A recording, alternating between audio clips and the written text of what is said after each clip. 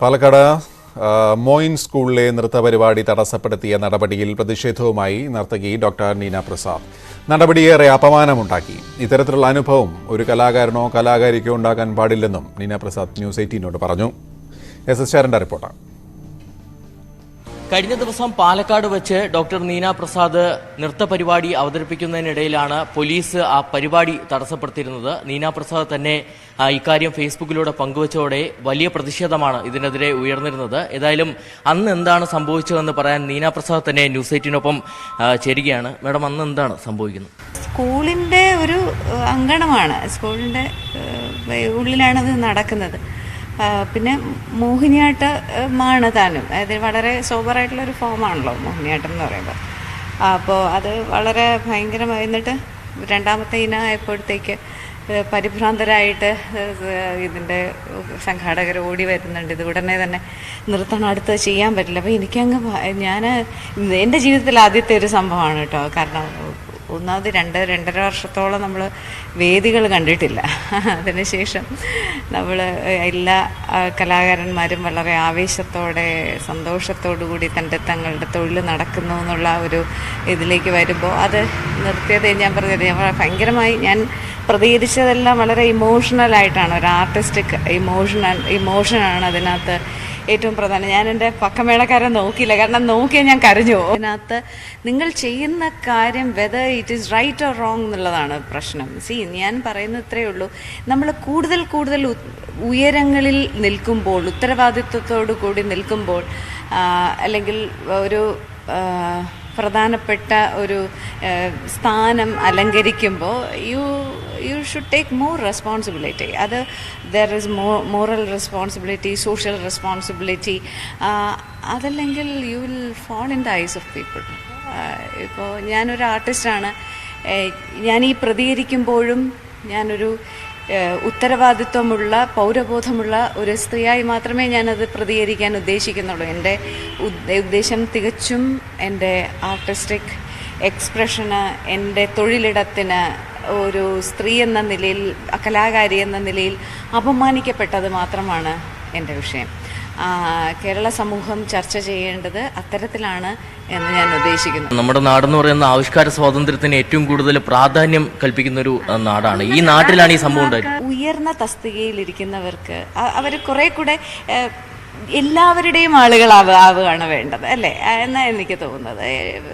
എല്ലാവരെയും അല്ലെങ്കിൽ you will breach trust. അത് ഒരു വലിയ you will fall in the eyes of people. That is not good. Madam, ഇക്കാര്യം ഈ ഫേസ്ബുക്കിൽ പങ്കുവയ്ക്കുന്നതോടു കൂടിയാണ് ഇത് പുറം ലോകം അറിയുന്നത്. അതിനുശേഷമുള്ളൊരു പിന്തുണ എങ്ങനെയുണ്ടായിരുന്നു സമൂഹത്തിൻ്റെ? ഒരു കലാകാരി എന്ന നിലയിൽ ഏറ്റവും അഭിമാനവും സന്തോഷവും തോന്നിയതാണ്. ബിയോണ്ട് ക്ലാസ്, ബിയോണ്ട് എല്ലാ പൊളിറ്റിക്സിനും അതീതമായിട്ട് എനിക്കൊരു വലിയ സപ്പോർട്ട്, സോളിഡാരിറ്റി ഉണ്ടായിരുന്നു. കൂടുതൽ പ്രതിഷേധം ഈ വിഷയത്തിലടക്കം, അതായത് ഇനി ഇങ്ങനെ ഒന്നും ആവർത്തിക്കാതിരിക്കാൻ വേണ്ടി കൂടുതൽ പ്രതിഷേധം അടക്കം ഉയർന്നു വരേണ്ട ഒരു സാഹചര്യമുണ്ട്. തീർച്ചയായിട്ടും അത് ചർച്ച ചെയ്യപ്പെടേണ്ട ഒന്നാണ്. തീർച്ചയായിട്ടും നല്ല രീതിയിൽ ചർച്ച ചെയ്യപ്പെടേണ്ട വിഷയമാണ്. ഇതോടൊപ്പം തന്നെ ഇത്തരത്തിലുള്ള സംഭവങ്ങൾ ഇനി ആവർത്തിക്കാതിരിക്കാനുള്ള നടപടികൾ വേണമെന്ന് കൂടിയാണ് ഡോക്ടർ നീന പ്രസാദ് പറയുന്നത്. കഴിഞ്ഞ ശനിയാഴ്ചയായിരുന്നു പാലക്കാട് സർക്കാർ മോയിൻ സ്കൂളിൽ നീന പ്രസാദിന്റെ നൃത്ത പരിപാടി നിർത്തിവെക്കാൻ ആവശ്യപ്പെട്ടത്. ശബ്ദമലിനീകരണമാണ് എന്ന് പറഞ്ഞ് ജില്ലാ ജഡ്ജി പരിപാടി നിർത്തിവെക്കാൻ ശ്രമിച്ചതാണ് വിവാദമായത്. ഇതിനിടെ നാളെ മോയിൻ സ്കൂളിൽ അധ്യാപകർക്ക് നൽകാനിരുന്ന യാത്രയയപ്പ് പരിപാടിക്കും ശബ്ദ നിയന്ത്രണം ഏർപ്പെടുത്തി. ജില്ലാ ജഡ്ജിയുടെ നിലപാടിനെതിരെ അഭിഭാഷകർ പാലക്കാട് ജില്ലാ കോടതിയിൽ പ്രതിഷേധ സമരം നടത്തി.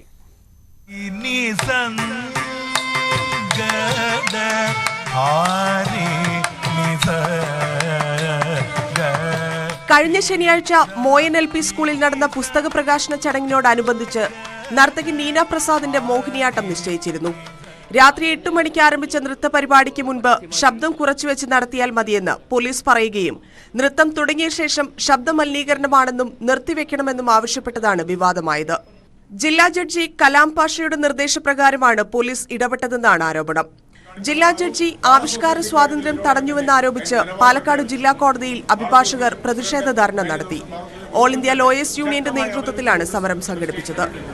ഞാൻ പറയുന്ന അത്തരം ഒരു പ്രസ്താവനയിൽ മാത്രമല്ല, ആ അസോസിയേഷനും ഇതുപോലെ തന്നെ ജനറൽ ബോഡി വിളിച്ച് പ്രതിഷേധങ്ങളെ അറിയിക്കേണ്ട സ്ഥലങ്ങളിൽ അറിയിക്കണം. ഇതിനെല്ലാം അധികാരമാണ് കാർഡ് കൊടുത്തു. അങ്ങനെയുണ്ടെങ്കിൽ ഇതിനെല്ലാം മുകളിലെ അധികാരികളുണ്ട്, ആ അധികാരികളെ അറിയിക്കണം. മോയൻ LP സ്കൂളിൽ നാളെ PTA നേതൃത്വത്തിൽ നടത്താനിരുന്ന അധ്യാപകർക്കുള്ള യാത്രയയപ്പ് സമ്മേളനത്തിനും സാംസ്കാരിക പരിപാടിക്കും നിയന്ത്രണം ഏർപ്പെടുത്തിയിട്ടുണ്ട്. ഇതിനെതിരെയും പ്രതിഷേധം ശക്തമാണ്. ന്യൂസ് 18 പാലക്കാട്. മാസ്ക് ധരിച്ചില്ലെങ്കിൽ ഇനി കേസെടുക്കേണ്ടതില്ലെന്ന നിർദ്ദേശവുമായി കേന്ദ്ര സർക്കാർ. ദുരന്ത നിവാരണ നിയമപ്രകാരമുള്ള നിയന്ത്രണങ്ങൾ പിൻവലിക്കാമെന്ന് കാണിച്ച് സംസ്ഥാനത്ത് കേന്ദ്ര ആഭ്യന്തര സെക്രട്ടറി കത്ത് നൽകി. ആരോഗ്യവകുപ്പിന്റെ നിർദ്ദേശങ്ങൾക്ക് മാറ്റമുണ്ടാകില്ല. കേന്ദ്ര നിർദ്ദേശത്തിന്റെ പശ്ചാത്തലത്തിൽ സംസ്ഥാന സർക്കാർ ഇത് സംബന്ധിച്ച ഉത്തരവ് ഇറക്കും. കോവിഡിനെ തുടർന്ന് 2020 മാസ്ക് ഉപയോഗിക്കാനും ആൾക്കൂട്ടം തടഞ്ഞുകൊണ്ടുമുള്ള നിയന്ത്രണങ്ങൾ കേന്ദ്ര ആഭ്യന്തര മന്ത്രാലയം ഏർപ്പെടുത്തിയത്. നിയന്ത്രണങ്ങൾ പാലിച്ചില്ലെങ്കിൽ കേസെടുക്കാനും പിഴ ഈടാക്കാനും വ്യവസ്ഥ ചെയ്തിരുന്നു. ഈ ഉത്തരവിന്റെ കാലാവധി മാർച്ച് 25 വരെയാണ്. ഇനി ഉത്തരവ് നീട്ടേണ്ടതില്ലെന്നാണ് കേന്ദ്ര തീരുമാനം. നിയന്ത്രണങ്ങൾ പാലിച്ചില്ലെങ്കിൽ ശിക്ഷാ നടപടി എടുക്കേണ്ടതില്ലെന്ന് വ്യക്തമാക്കി കേന്ദ്ര ആഭ്യന്തര സെക്രട്ടറി അജയ് ഭല്ല സംസ്ഥാനങ്ങൾക്ക് കത്തെഴുതി. ഇതനുസരിച്ച് സംസ്ഥാന ദുരന്ത നിവാരണ വകുപ്പ് ശിക്ഷാ നടപടികൾ ഒഴിവാക്കി ഉത്തരവ് ഇറക്കും. ആൾക്കൂട്ട നിയന്ത്രണവും ഒഴിവാക്കും. എന്നാൽ ആരോഗ്യവകുപ്പിന്റെ രോഗപ്രതിരോധ നിർദ്ദേശങ്ങൾ തുടരും. രോഗം പകരാതിരിക്കാൻ മാസ്ക് ധരിക്കുക, കൈകൾ കഴുകുക തുടങ്ങിയ നിർദ്ദേശങ്ങൾ നിർബന്ധമാക്കാതെ ആശുപത്രികളിൽ ഉൾപ്പെടെ തുടർന്നു പോകും. ന്യൂസ് 18 തിരുവനന്തപുരം. കോവിഡ് പ്രതിരോധ വാക്സിൻ നോവോവാക്സിൻ അടിയന്തര ഉപയോഗത്തിന് അനുമതി. 12 മുതൽ 18 വയസ്സുവരെയുള്ള കുട്ടികൾക്ക് നൽകുന്നതിനാണ് അനുമതി. ഡ്രഗ് കൺട്രോളർ ജനറൽ ഓഫ് ഇന്ത്യയാണ് അനുമതി നൽകിയത്. പൂനെ സിറം ഇൻസ്റ്റിറ്റ്യൂട്ടാണ് വാക്സിന്റെ ഇന്ത്യയിലെ വിതരണക്കാർ. സിൽവർ ലൈൻ അടയാളക്കല്ല് സ്ഥാപിക്കുന്നതിനെതിരെ സംസ്ഥാനത്തെ വിവിധയിടങ്ങളിൽ നിന്നും പ്രതിഷേധം. ചോറ്റാനിക്കരയിൽ ഉദ്യോഗസ്ഥരെ തടഞ്ഞ പ്രതിഷേധക്കാർ കല്ലുകൾ പിഴുതുമാറ്റി. മലപ്പുറം താനൂരിലും ജനങ്ങൾ സംഘടിച്ചു. ആറ്റിങ്ങലിൽ BJPയുടെ നേതൃത്വത്തിൽ സർവേ കല്ലുകൾ പിഴുതുമാറ്റി.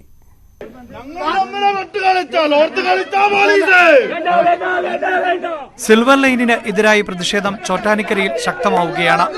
കിടങ്ങയത്ത് സർവേക്ക് എത്തിയ ഉദ്യോഗസ്ഥരെ തടഞ്ഞു. 5 കല്ലുകൾ സമരസമിതിയുടെ നേതൃത്വത്തിൽ പിഴുതുമാറ്റി. കോൺഗ്രസ് നേതാക്കളും സമരസമിതിക്ക് പിന്തുണയുമായി എത്തി. പ്രതിഷേധം കണക്കിലെടുത്ത 5 സംഘങ്ങളായി തിരിഞ്ഞാണ് കല്ലിടൽ നടക്കുന്നത്.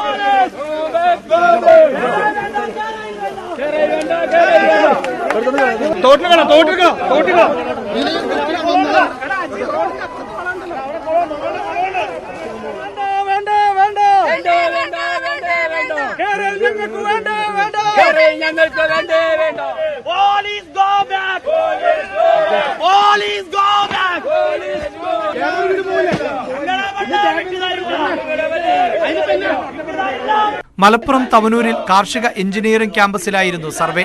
ക്യാമ്പസിനകത്ത് കല്ലുകൾ സ്ഥാപിച്ചെങ്കിലും സാങ്കേതിക പ്രശ്നം കാരണം സർവേ നിർത്തിവെക്കേണ്ടി വന്നു. ക്യാമ്പസിന് പുറത്ത് വിവിധ രാഷ്ട്രീയ കക്ഷികൾ പ്രതിഷേധവുമായി എത്തി. ക്യാമ്പസിന്റെ ഗേറ്റ് പൂട്ടി പോലീസ് സമരക്കാരെ തടഞ്ഞു.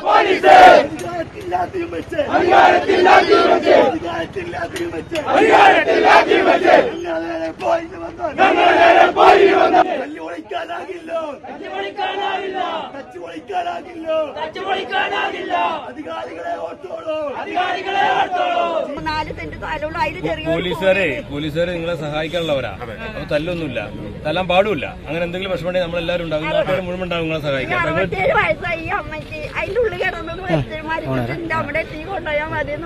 മരിക്കൊന്നുമില്ല, കുറെ കാലം ഇരുന്നോളൂ. വെള്ളം വേണോ?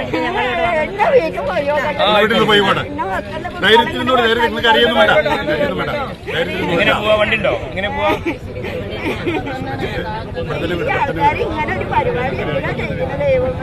ആറ്റിങ്ങൽ കിഴുവിലത്ത് BJPയുടെ നേതൃത്വത്തിലായിരുന്നു പ്രതിഷേധം. മേഖലയിൽ കഴിഞ്ഞ ദിവസങ്ങളിൽ സ്ഥാപിച്ച സർവേ കല്ലുകൾ K. സുരേന്ദ്രന്റെ നേതൃത്വത്തിൽ പിഴുതുമാറ്റി.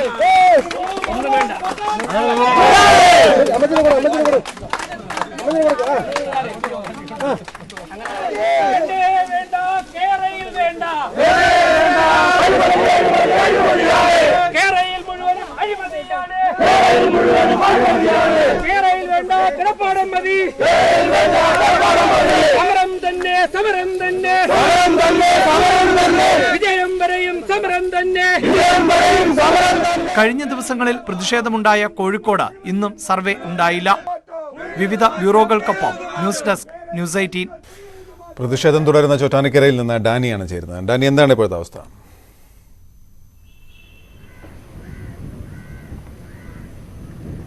ഗോപി, രാവിലെ കല്ലിടലിന് വേണ്ടി ഉദ്യോഗസ്ഥർ എത്തിയെങ്കിലും കടുത്ത പ്രതിഷേധത്തെ തുടർന്ന് അവർക്ക് ഇവിടുന്ന് മാറേണ്ടി വന്നിരുന്നു. പിന്നീട് ഉച്ചയ്ക്ക് ശേഷം വീണ്ടും സർവേക്ക് വേണ്ടി എത്തുമെന്നാണ് അറിയിച്ചിരിക്കുന്നത്. ഇതിൽ രാവിലെ സർവേ നടപടികളുടെ ഭാഗമായിട്ട് പലയിടങ്ങളിലും കല്ലുകൾ സ്ഥാപിക്കാനായിട്ട് എത്തിയെങ്കിലും വലിയ രീതിയിലുള്ള പ്രതിഷേധത്തെയാണ് അവർക്ക് അഭിമുഖീകരിക്കേണ്ടി വന്നത്. പലപ്പോഴും തന്നെയും ഇതിൽ സ്ത്രീകളും ഉൾപ്പെടെയുള്ളവർ എത്തിയിരുന്നു. ഇവർക്ക് പിന്തുണയുമായിട്ട് ജില്ലാ കോൺഗ്രസിന്റെ നേതൃത്വത്തിലുള്ള പ്രവർത്തകരും ഇവിടേക്ക് എത്തിയതോടെയാണ് ഈ ഉദ്യോഗസ്ഥർക്കടക്കം പിന്മാറേണ്ടി വന്നത്. കിടങ്ങയം എന്ന പ്രദേശത്തായിരുന്നു ഇന്ന് സർവേക്ക് ഉദ്യോഗസ്ഥർ എത്തിയത്. കഴിഞ്ഞ ദിവസങ്ങളിൽ പ്രതിഷേധം ശക്തമായതിനെ തുടർന്നാണ് നിർത്തിവെക്കേണ്ടി വന്നിരുന്നത്. ഇന്നത് വീണ്ടും പുനരാരംഭിക്കുകയായിരുന്നു. ഇതാണ് വിവരങ്ങൾ നൽകിയത്. സിൽവർ ലൈൻ ബഫർ സോണിൽ മന്ത്രി സജീദ് ചെറിയാനെ തിരുത്തി CPM സംസ്ഥാന സെക്രട്ടറി കോടിയേരി ബാലകൃഷ്ണൻ. സിൽവർ ലൈനിൽ ബഫർ സോൺ ഉണ്ടാവും, മന്ത്രി പറഞ്ഞതല്ല, KRAയിൽ MD പറഞ്ഞതാണ് ശരി. ഹൈക്കോടതി പറഞ്ഞത് പ്രകാരമുള്ള നടപടിയാണ് നടക്കുന്നത്. നഷ്ടപരിഹാരം നൽകിയ ശേഷമേ ഭൂമി ഏറ്റെടുക്കൂ കോടിയേരി പറയുന്നു. എല്ലാ റെയിൽ പദ്ധതിക്കും സംരക്ഷിത മേഖലയുണ്ടാവും. അതിന്റെ ഭാഗമായിട്ടുള്ള ഇതിലുമുണ്ട്. അത് KRAയിൽ MD വ്യക്തമാക്കിയിട്ടുണ്ട്. ഇത് KRAയിൽ MD പറഞ്ഞതാണ് അതിന്റെ ശരിയായിട്ടുള്ള വശം. അത് എല്ലാ ആളുകളും ഈ പദ്ധതി സംബന്ധിച്ച് വിശദമായി പഠിച്ചിട്ടുണ്ടാകണമെന്നില്ല. അങ്ങനെ തിരിച്ചിട്ടാണല്ലോ ഈ സമരം തന്നെ വരുന്നത്. ഈ കല്ല് എടുത്തുകൊണ്ടുപോയാലും ഈ പദ്ധതി നടക്കും. ഈ കല്ല് കുറെ കല്ല് എടുത്തുകൂട്ടി കോൺഗ്രസ് ഓഫീസിൽ കൊണ്ട് വെച്ചുകൊണ്ടൊന്നും ഈ പദ്ധതി ഇല്ലാതാവില്ല. കല്ലിടാതെയും ഇത് നടത്താം. സിൽവർ ലൈൻ പ്രതിഷേധം തണുപ്പിക്കാൻ ശബരിമല മോഡൽ വിശദീകരണത്തിന് CPM. വീടുകൾ നഷ്ടപ്പെടുന്നവരെ പാർട്ടി നേതാക്കളും MLAമാരും നേരിൽ കണ്ട് കാര്യങ്ങൾ ബോധ്യപ്പെടുത്താനാണ് തീരുമാനം. കല്ലിടൽ വലിയ സംഘർഷങ്ങൾക്ക് കാരണമാകുന്നതിനാൽ ഇതിനു പകരം മറ്റു മാർഗങ്ങളും സർക്കാർ ആലോചിക്കുന്നുണ്ട്.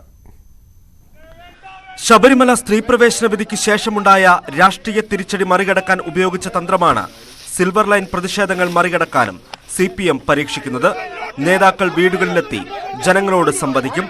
നാടിന് ഒഴിച്ചുകൂടാനാകാത്ത പദ്ധതിയാണ് സിൽവർ ലൈൻ എന്നും കല്ലിട്ടതുകൊണ്ട് മാത്രം ഭൂമി ഏറ്റെടുക്കണമെന്നില്ലെന്നും വിശദീകരിക്കും. നഷ്ടപരിഹാര പാക്കേജിന്റെ പ്രത്യേകതകൾ ജനങ്ങളെ ബോധ്യപ്പെടുത്താനും ശ്രമമുണ്ടാകും. സംസ്ഥാന നേതാക്കളും അതത് പ്രദേശങ്ങളിലെ MLAമാരും മന്ത്രിമാരും സംഘത്തിലുണ്ടാകും. മികച്ച നഷ്ടപരിഹാരം ലഭിക്കുമെന്ന് മനസ്സിലായാൽ പ്രതിഷേധങ്ങൾ അവസാനിക്കുമെന്ന പ്രതീക്ഷയും CPMനുണ്ട്. കല്ലിടലിന്റെ പേരിലുണ്ടാകുന്ന സംഘർഷങ്ങൾ ഒഴിവാക്കാമായിരുന്നുവെന്ന അഭിപ്രായവും ഇടതുമുന്നണിയിൽ ശക്തമാണ്. ഈ സാഹചര്യത്തിലാണ് കല്ലിടലിന് ബദൽ മാർഗം ആലോചിക്കുന്നത്. സ്വാഭാവികമായും ഇതിങ്ങനെ ഒരു പ്രശ്നം വന്ന സാഹചര്യത്തിൽ അവരെ നേരിട്ട് കാണാൻ പാർട്ടി ശ്രമിക്കും, ജനപ്രതിനിധികളും ശ്രമിക്കും. അതാത് സ്ഥലത്തുള്ള പാർട്ടി നേതാക്കന്മാർ ആ വീടുകളിലേക്ക് പോകും. എന്നിട്ട് അവരെ കാര്യം കണ്ട് സംസാരിക്കും. അവരുടെ പ്രശ്നങ്ങൾ എന്താണെന്ന് അവരോട് ചോദിച്ച് മനസ്സിലാക്കുകയും ചെയ്യും. സിൽവർ ലൈൻ വിരുദ്ധ സമരം പ്രതിപക്ഷം രാഷ്ട്രീയമായി ഉപയോഗിക്കുന്നതിലെ അപകടം തിരിച്ചറിഞ്ഞാണ് CPM നീക്കം. CPM പാർട്ടി കോൺഗ്രസിന് ശേഷമാകും നേതാക്കളുടെ ഭവന സന്ദർശനം. ന്യൂസ് 18 തിരുവനന്തപുരം. സിൽവർ ലൈൻ പദ്ധതിയിലൂടെ 10% കമ്മീഷനാണ് CPM ലക്ഷ്യമെന്ന് KPC അധ്യക്ഷൻ K. സുധാകരൻ. പിണറായി മുഖ്യമന്ത്രിയായതിനു ശേഷം നടത്തിയ എല്ലാ പദ്ധതികളിലും കമ്മീഷനാണ് ലക്ഷ്യം. ജനാധിപത്യ ബോധമുണ്ടെങ്കിൽ ജനകീയ സർവേ നടത്തട്ടെ എന്നും സുധാകരൻ പറഞ്ഞു. മണി മോട്ടീവ്സ് ആണ്. പിണറായി വിജയൻ മുഖ്യമന്ത്രിയായതിനു ശേഷം വികസനം എന്നതിൻ്റെ പേരിൽ കൊണ്ടുവന്ന എല്ലാ പ്രൊജക്റ്റിൻ്റെ അകത്തും കമ്മീഷനാണ് അദ്ദേഹത്തിൻ്റെ ടാർഗറ്റ്. ഇതിലും 10% കമ്മീഷനാണ്. 10% എന്ന് പറഞ്ഞാൽ എത്ര കോടിയാണെന്ന് അറിയാമോ നിങ്ങൾക്ക്? ആ കോടി അടിച്ചെടുക്കലാണ് ഇതിൻ്റെ ലക്ഷ്യം. ഇതിനപ്പുറത്ത് ഇതുകൊണ്ടൊന്നും ഇവിടെ സംഭവിക്കാൻ പോകുന്നില്ല എന്നത് യാഥാർത്ഥ്യം. ജനാധിപത്യപരമായി തിരഞ്ഞെടുക്കപ്പെട്ട സർക്കാർ ജനവികാരം മനസ്സിലാക്കണമെന്നാണ് തന്റെ വ്യക്തിപരമായ അഭിപ്രായമെന്ന് governor Arif Mohammad Khan. Silver line വിഷയം തന്റെ പരിഗണനയ്ക്ക് വരുമ്പോൾ അല്ലാതെ ഇക്കാര്യത്തിൽ കൂടുതൽ അഭിപ്രായ പ്രകടനം നടത്തില്ലെന്നും ഗവർണർ പറഞ്ഞു. തുടർച്ചയായ രണ്ടാം ദിവസവും ഇന്ധന വില കൂട്ടി. പെട്രോൾ ലിറ്ററിന് 90 പൈസയും ഡീസൽ ലിറ്ററിന് 84 പൈസയുമാണ് കൂട്ടിയത്. വിലവർധനയിൽ പ്രതിഷേധിച്ച് കോൺഗ്രസ് MPമാർ പാർലമെന്റിലെ ഗാന്ധി പ്രതിമയ്ക്ക് മുന്നിൽ പ്രതിഷേധിച്ചു. പാർലമെന്റ് നടപടികൾ തടസ്സപ്പെട്ടു. 2 ദിവസങ്ങളിലായി പെട്രോളിന് കൂട്ടിയത് ₹1.78. ഇന്നലെയും ഇന്നുമായി ഡീസലിന് ₹1.69 പൈസയും വർദ്ധിപ്പിച്ചു. കൊച്ചിയിൽ പെട്രോളിന് ₹106.06 ഡീസലിന് ₹93.14 പെട്രോളിന് ₹108.35 ഡീസലിന് ₹95.38 തിരുവനന്തപുരത്തെ പുതുക്കിയ വില. കോഴിക്കോട് പെട്രോൾ വില ₹106.26. ഡീസൽ ലിറ്ററിന് ₹93.43. ഇത് കൂടുതൽ ബാധിക്കൊന്നുമില്ല. 4 മാസത്തിനിടയിലല്ലോ വർദ്ധിച്ച്. ഇന്ധനവില ഇങ്ങനെ വർദ്ധിച്ചു കഴിഞ്ഞാൽ സാധാരണക്കാരായ ഞങ്ങൾക്ക് ഒരുപാട് ബുദ്ധിമുട്ടും. കാരണം ഞങ്ങളെ സംബന്ധിച്ചിടത്തോളം പരിമിതമായുള്ള വരുമാനം കൊണ്ടാണ് ജീവിക്കണേ. ഇന്ധനവില ഇങ്ങനെ കൂടി പോയി കഴിഞ്ഞാൽ നിത്യം ഞങ്ങളുടെ ജീവിതം കഷ്ടം തന്നെയാണ്.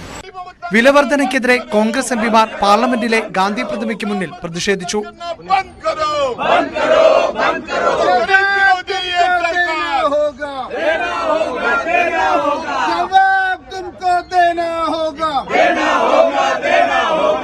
कि नहीं वो कंपनी कहाँ ऊपर से गिरी है, हर कंपनी इनके कंट्रोल में है, हर संस्थाएं ऑटोनोमस बॉडीज जब इनके कंट्रोल में है, क्या कंपनी इनकी बात नहीं सुनती? अगर नहीं सुनती तो भरपाई करके गरीबों को റിലീഫ് ദേവും. വിലവർധനവ് ചർച്ച ചെയ്യണമെന്നാവശ്യപ്പെട്ട K Muraleedharan, Kodikunnil Suresh, Adoor Prakash, N K Premachandran, M Arif എന്നിവർ ലോക്സഭയിൽ അടിയന്തര പ്രമേയത്തിന് നോട്ടീസ് നൽകിയിരുന്നു. പ്രതിപക്ഷ പ്രതിഷേധങ്ങളെ തുടർന്ന് പാർലമെന്റ് നടപടികൾ തടസ്സപ്പെട്ടു.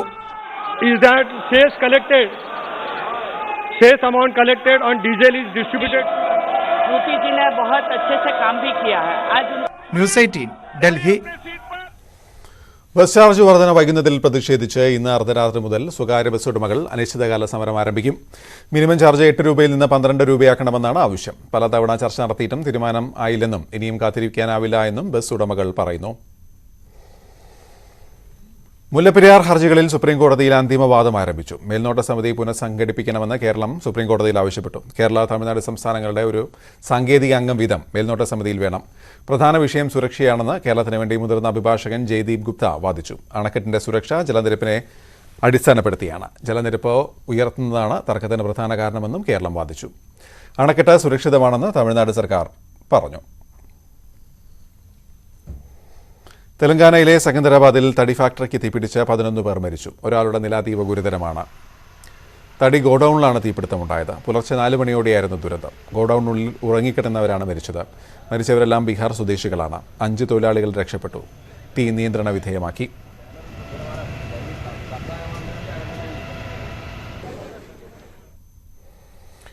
നടൻ ദിലീപിനെയും നിർമ്മാതാവ് ആന്റണി പെരുമ്പാവൂരിനെയും പുറത്താക്കാൻ തിയേറ്റർ ഉടമകളുടെ സംഘടനയായ ഫിയോക്കിന്റെ നീക്കം. നിലവിൽ ഫിയോക്കിന്റെ ആജീവനാന്ത ചെയർമാനായ ദിലീപിനെയും വൈസ് ചെയർമാനായ ആന്റണി പെരുമ്പാവൂരിനെയും സ്ഥാനങ്ങളിൽ നിന്ന് നീക്കാൻ ഭരണഘടനാ ഭേദഗതിക്കാണ് ഫിയോക്ക് ഒരുങ്ങുന്നത്. 31-ന് ജനറൽ ബോഡി യോഗം ഇക്കാര്യത്തിൽ തീരുമാനമെടുക്കും. OTT റിലീസിന്റെ പേരിൽ വിലക്കല്ല വേണ്ടതെന്നും പ്രശ്നപരിഹാര ചർച്ചയ്ക്ക് മധ്യസ്ഥ വഹിക്കാൻ തയ്യാറാണെന്നും Kerala film producers association secretary Anil Joseph പറഞ്ഞു. 1 മുതൽ 9 വരെ ക്ലാസുകളിലുള്ള കുട്ടികളുടെ വാർഷിക പരീക്ഷയ്ക്ക് തുടക്കമായി. 34,37,570 കുട്ടികളാണ് പരീക്ഷ എഴുതിയത്. എല്ലാ പാഠഭാഗങ്ങളിൽ നിന്നും ചോദ്യങ്ങളുണ്ടായെങ്കിലും ആദ്യ ഭാഗത്തു നിന്നാണ് കൂടുതൽ ചോദ്യങ്ങളുണ്ടായത്. 4ാം ക്ലാസ് വരെ വർക്ക്ഷീറ്റ് മാതൃകയിലായിരുന്നു ചോദ്യപേപ്പർ. സമസ്ത അധ്യക്ഷൻ ജെഫ്രി മുത്തുക്കോയ തങ്ങൾക്കെതിരെ പടയൊരുക്കവുമായി മുസ്ലിം ലീഗ്. ലീഗിന് ഭൂരിപക്ഷമുള്ള കോർഡിനേഷൻ ഓഫ് ഇസ്ലാമിക് കോളേജസ് ഉപദേശക സമിതിയിൽ നിന്ന് ജിഫ്രി തങ്ങളെ മാറ്റാനാണ് നീക്കം. ഇതിനായുള്ള CIC ഭരണഘടനാ ഭേദഗതി ഉപദേശക സമിതി അംഗീകരിച്ചു. സമസ്ത അധ്യക്ഷന് പകരം മുഷാവറയിൽ നിന്നുള്ള 3 പേരെ അംഗങ്ങളായി നിർദ്ദേശിക്കും. ശിക്ഷാ കാലാവധി കഴിഞ്ഞ 67 തടവുകാരെ വിട്ടയക്കണമെന്ന ശുപാർശയിൽ കൂടുതൽ പരിശോധനയ്ക്ക് മന്ത്രിസഭാ തീരുമാനം. ഓരോ തടവുകാരന്റെയും കാര്യത്തിൽ പ്രത്യേക പരിശോധന നടത്തി റിപ്പോർട്ട് നൽകാൻ ചീഫ് സെക്രട്ടറിയെ മന്ത്രിസഭാ യോഗം ചുമതലപ്പെടുത്തി. 14 വർഷം ശിക്ഷ കഴിഞ്ഞിട്ടും ജയിൽ ഉപദേശക സമിതി വിടുതൽ ശുപാർശ നൽകാത്ത തടവുകാരുടെ കാര്യമാണ് പരിശോധിക്കുന്നത്. 14 വർഷം തടവ് പൂർത്തിയാക്കിയ 67 തടവുകാരുടെ ശുപാർശയാണ് സർക്കാർ രൂപീകരിച്ച ഉന്നതാധികാര സമിതി സമർപ്പിച്ചത്. സംസ്ഥാനത്ത് ഡിജിറ്റൽ സർവേ പൂർത്തിയാക്കാൻ 1500 സർവേയർമാരെയും 3200 ഹെൽപ്പർമാരെയും നിയമിക്കാനും യോഗത്തിൽ തീരുമാനമായി. കരാർ അടിസ്ഥാനത്തിലാവും നിയമനം. പോലീസിൽ പുതിയ സാമ്പത്തിക കുറ്റാന്വേഷണ വിഭാഗം. ധനവകുപ്പിന്റെ എതിർപ്പ് മറികടന്നാണ് മന്ത്രിസഭ തീരുമാനം. 233 തസ്തികകൾ സൃഷ്ടിക്കുന്നതിനെ സാമ്പത്തിക പ്രതിസന്ധി ചൂണ്ടിക്കാട്ടിയാണ് ധനവകുപ്പ് എതിർത്തിരുന്നത്. തസ്തികകൾ സൃഷ്ടിക്കുന്നത് അഭികാമ്യം അല്ലെന്നും ധനവകുപ്പ് നിലപാടെടുത്തിരുന്നു. ക്യാബിനറ്റ് നോട്ട് ന്യൂസ് 18 ലഭിച്ചു.